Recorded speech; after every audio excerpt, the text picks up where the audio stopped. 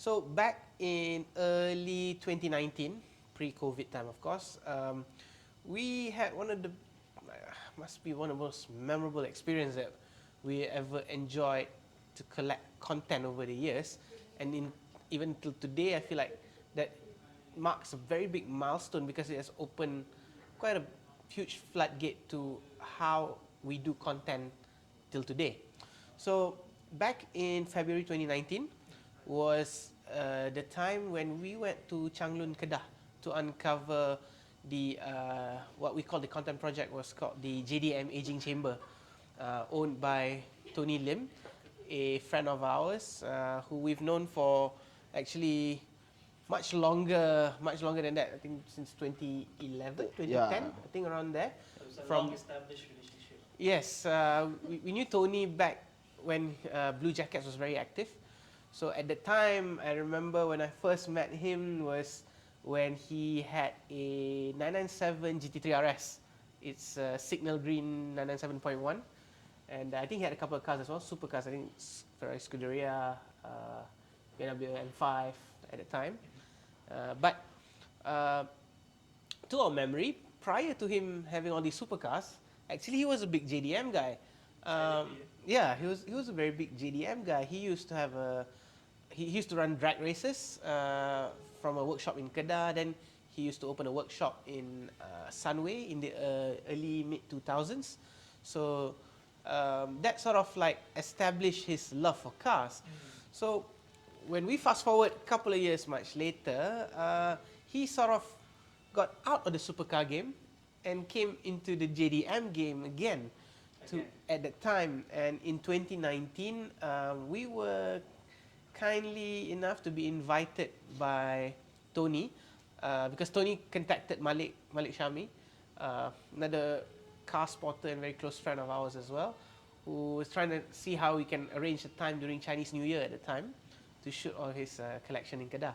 So Malik being a supercar spotter, I mean, I remember at that time I think his interest wasn't that much on JDM cars, so he gave me a call and he said, "Hey, Tony wants us to shoot some cars, so would you like to join?" I said, like the blink of an eye, definitely, you know, like, why the hell not, right? Yeah. Definitely, like, why the hell not, right? But before that, did you know what kind of collection Tony had?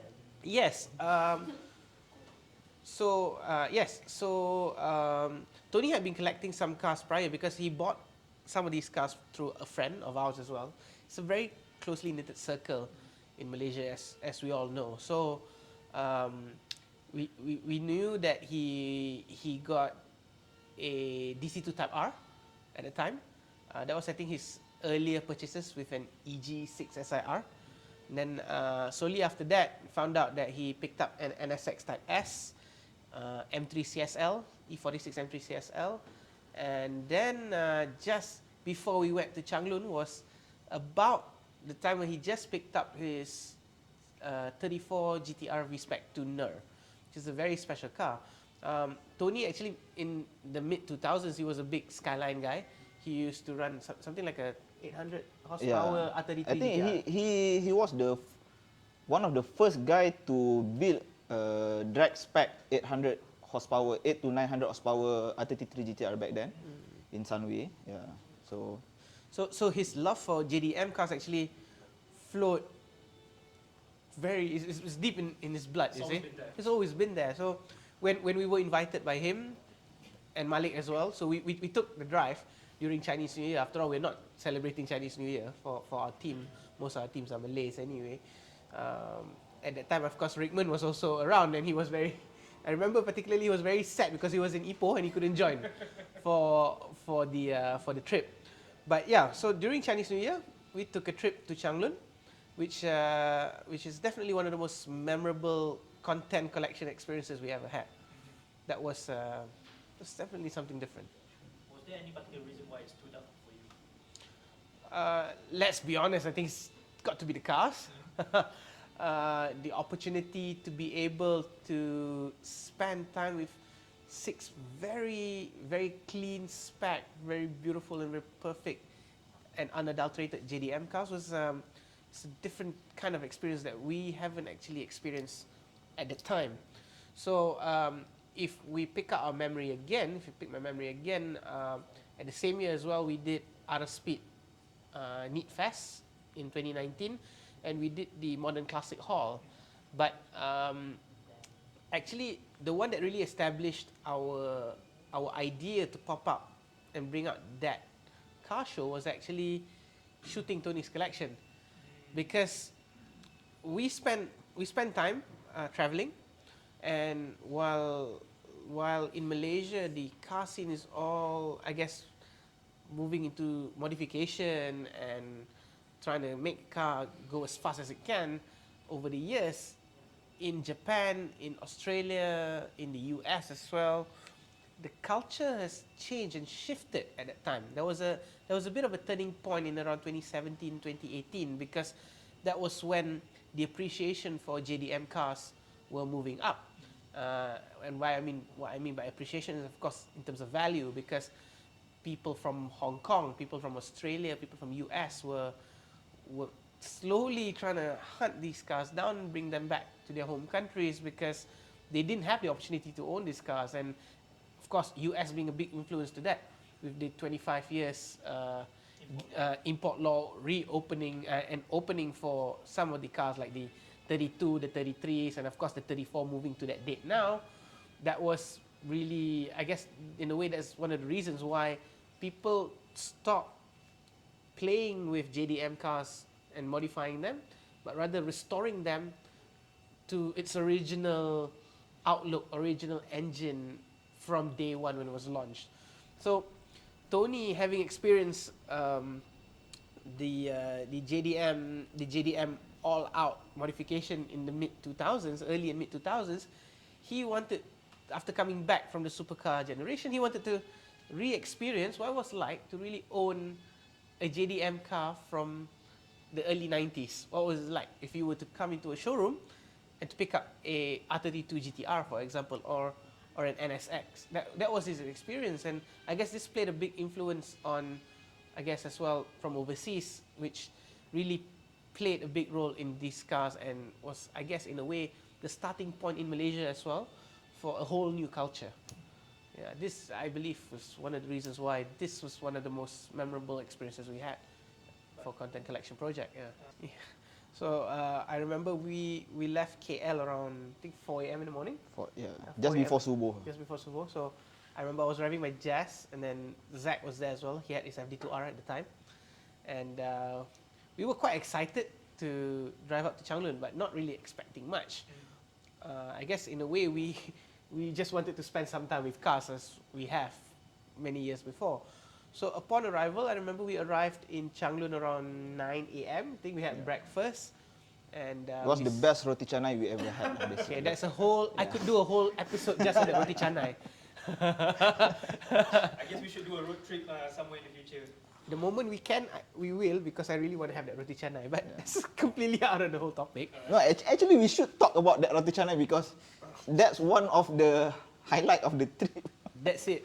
There's going to be half an hour on the roti canai alone. Okay, after the roti canai. Yeah. So after the roti canai, anyway, so yeah, we met up with Tony, and I guess in a way we were caught by surprise, because on arrival, Tony immediately said, okay, he introduced us to his garage. I remember going to the room, seeing 6 beautiful JDM cars all sitting inside a garage, and it was an air-conditioned garage, if I remember. So there was an aircon inside. So it was cooling, when Changlun is actually a pretty hot place. I think it was like quite bare. It's a very small town in Kedah. It's just right at the border to Thailand. So he literally said, okay, you can just spend some time with the cars, and the keys are over there.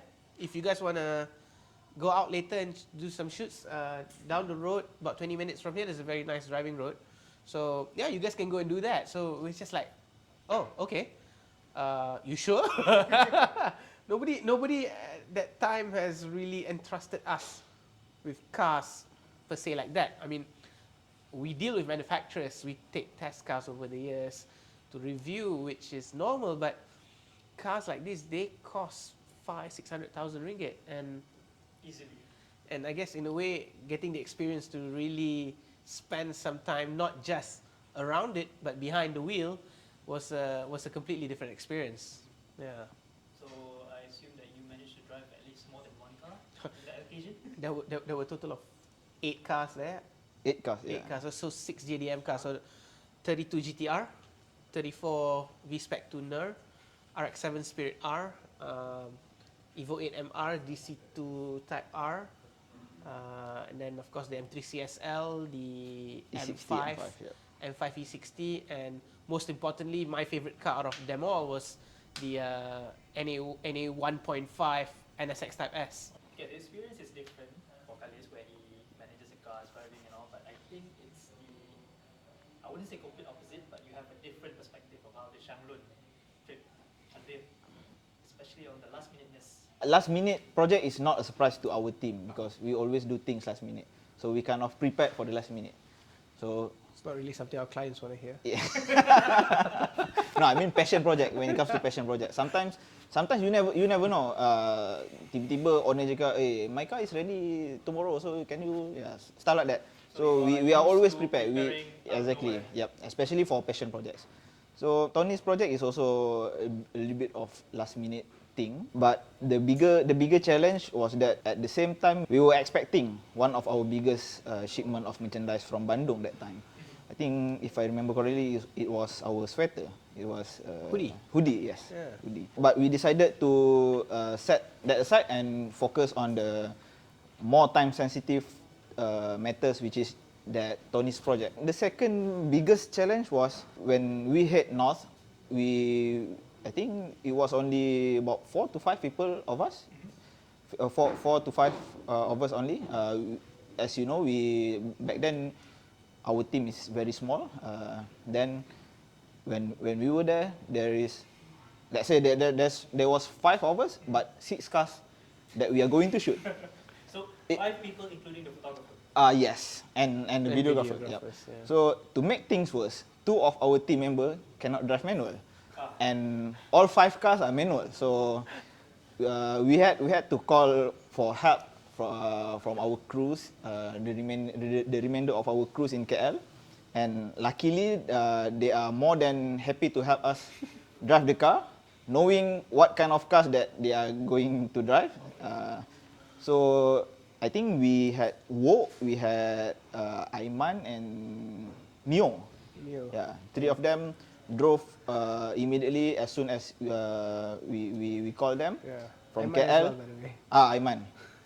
Aiman is driving. Aiman came with the Ranger. Yes. Aiman to the rescue. Yeah. Bawa sweater lagi. Yes. I remember. I remember the hoodie came right before they left from KL. So technically they get the first look. They get the first look of the hoodie before us. So and then I think Aiman dah pakai siap time dia sampai ke Changlun. So Sejuk, bro. yes. But yeah, we are very thankful of such a supportive crews around. We finally have enough manpower to have 1 driver per car and 1 driver for camera car, and to have manpower for photography and videography as well.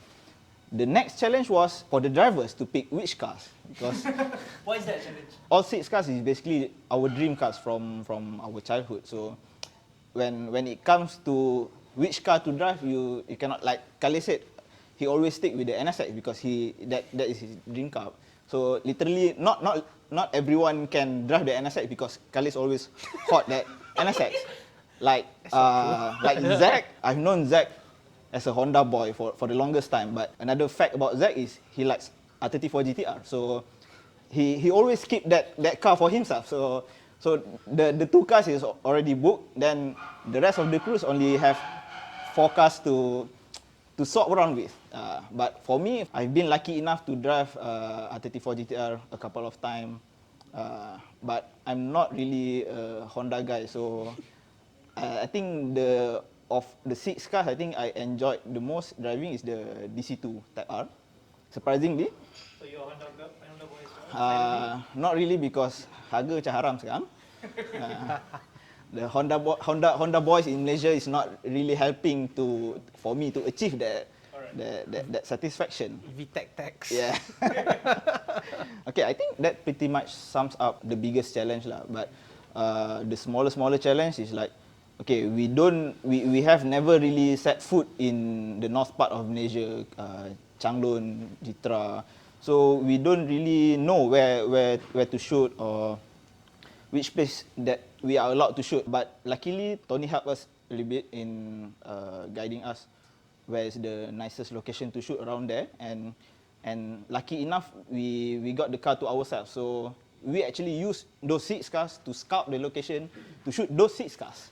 We don't really do that normally. We normally do some recce 1 or 2 days before the shoot. Then only then we bring the subject car to shoot. But yeah, this project is, like I said, it's a special one because our recce car is our subject car. So we drive around with the 6 special cars, gaining attention from everywhere. But I think the nicest location that we shot was this one stretch heading to Bukit Kayu Hitam, if I remember correctly. It's not Bukit Kayu Hitam, it's No. Padang Besar. Padang Besar, yes, Padang Besar.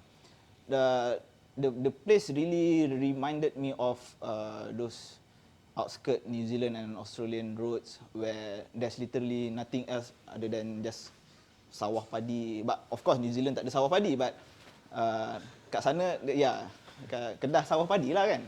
Was it Kedah? Ya, betul lah Kedah.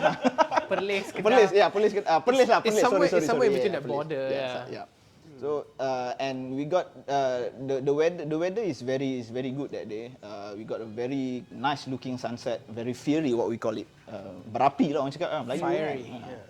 Then yeah, the weather is great. The surrounding, there's not much traffic around that time, so that's what we call the greatest picture that we have ever taken, the greatest project that we have ever executed. One thing, because everything seems to fall right into their own places, and another thing, that project actually helped us to gain the first 6-figure views in our YouTube. If I remember correctly, the first 100,000 views on our YouTube is that particular video. Yep. I understand that some locations that you pick along the photoshoot also involve luck. Yep. Right? And one of them is where you suddenly stumble upon Unimaps. If I recall correctly, in one of our outings with the 6 cars, I recall that Unimap ada Gokart track, so why don't we pay a visit to that track? So we drive around and got to the Gokart track, but we were informed that the track has been decommissioned or has not been used for commercial operations for a while. But they are still operating for club members. So that, I think when we were there is a group of mini GP riders riding around. Then we just try our luck and kamikaze, cari the operator dan cakap buat ayat sedih sikit lah kan. Kita ni orang Malaysia kena berbudi bahasa kan. Tak boleh lansi sangat kan. So we talk to the operator of the track, buat ayat sedih sikit cakap, bang, kita orang dari KL ni bang, bawa kita ni tak tahu nak shoot kat mana kan. Then luckily the brother is also quite a bit of car guy, so he let us to have the track to ourselves for about 30 minutes. So it worked. Yeah, it worked. Yep. Luckily for us, yeah. 30 minutes is I mean, ideally we would like to have a few hours to ourselves in that track, but macam cakap jangan tamak, Tuhan marah kan. So 30 minutes is enough lah for us, but it's only enough for photo sessions, do some rolling shots in there. But we don't get to do some video shoot in that track. But it's okay. Maybe sometime we get some proper time. I mean, proper project shooting in track or something. Just to give us an idea, how short was the window of time that you were given? Well, basically, I think we were there for less than 48 hours, I think. About 48 hours lah basically. So we, and to make things worse, we were also rushing because we already planned post-project vacation in Langkawi. So we already booked the accommodation where there. Then some friends flying over from KL. We promised him to pick up dekat Langkawi punya airport. So we were chasing we were chasing time. But we maximize our time with that particular collection. and then we minimize our sleep lah basically. Yeah. Was it worth it? Definitely. Yeah. If I remember, we arrived. We had one shoot in the evening, and then the next morning we were up at 5 a.m. Yep. And then we had a sunrise shoot with the R32 GTR. Yes. And Tony. Yep. And then we came back for breakfast, and then we came back around. I think we left around 1 o'clock, 2 o'clock, and then we had a shoot. We took all the 6 cars out, right? Yeah. Quite an experience. If you ask me whether it's worth it to do it all over again, we definitely say yes. Yeah. And we prove ourselves by doing the same kind of project with Alan's Foam collection Foams, yeah. in Sabah. Sabah, and we did a few times with Kok Leong's collection as well in KL. So if any owner is kind enough to let us have a go at their cars, at their collection, then we are more than happy to return the favor and immortalize their collections, their cars in our work. Yeah. Is it the right word? Immortalize? Yeah, pretty much. Okay. Unless the car dies. Belajar Cambridge sikit, okay? Not really kampung. Oh, yeah, there's one point that we might have missed, but we can revisit it. Alright. Did you manage to drive certain cars there? Yeah. Okay. This is a funny story. Okay, this was in February 2019. 2019. Yeah. 2019. Okay, we had 8 cars there, the 6 JDM and the 2 M cars. Non-JDM cars. non-JDM, but they are M cars, and E60 M5 and the much rarer E46 M3 CSL. That time I'm not really a Euro guy, so I don't really know what the fuck is M3 CSL, and M5 I've known to be is known to be quite a problematic car. So I don't really pay much attention You didn't to. bet much eye on those cars. Yes. Except for when Fifi and Malik took the CSL out, then I thought to myself, alang-alang dia dah bawa keluar, kita ambil gambar sikit-sikit lah. So I don't really do rolling shots or much detail shot of the CSL, but I got some shots lah. So put that aside, I didn't really look at that collection much. Fast forward to November 2019 lah. 2019. Yeah. 2019. 2019, yeah. 2019. Yeah. When I had some cash to buy to purchase my first project car, guess what car I bought? Not an M3. Not an M3. I'm not rich enough, but it's an 46 coupe. So then I immediately remember macam, bodoh sial, CSL depan mata tak nak drive, but then kau beli 46 coupe. Yeah, but it's two totally different car, but it has that. It's still in the same family. I remember that morning. We woke up at 5 o'clock in the morning. We were at Tony's house, I think 5:45 before 6. So our focus was to get the 32 GTR. I think it was parked inside, so we removed some of the cars to go out. But Oh, ni Fifi koyak. Yeah, it was Fifi and Malik who were like, okay, we can't drive those 2 manual cars, the 6 manual cars anyway. So we want to drive the 2 M cars, and the E46 CSL had a dead battery on it. Oh, shit. So that morning, like I remember Fifi was like, cepatlah tolong jump the car. And all of us was like, can you not focus on that car? exactly. We're all here for like the NSX and the 34 V-Spec tuner and everything. And I remember he was quite upset that morning. Koyak awak cakap. Bahasa kampung Melayu koyak. But thankfully, actually, even for me, that wasn't actually my focus. But later that morning, after going out with Tony on the 32 GTR, after you shot the 46 CSL, I took the car out for a bit on the nice Changlun roads, and that was one of the best experiences I've had on an M car, because I've never driven a 46 M3 SMG. I've driven a manual one at that time, and I know people have been talking so much about the CSL, how it's lighter and it's got a different gearbox ratio and how much more smoother and aggressive the whole delivery is. But that was like, I guess in a way the CSL is basically the last generation of, and the best generation of the 46 M3. And that experience was something else, because I truly felt like, wow, this is definitely the epitome of M car.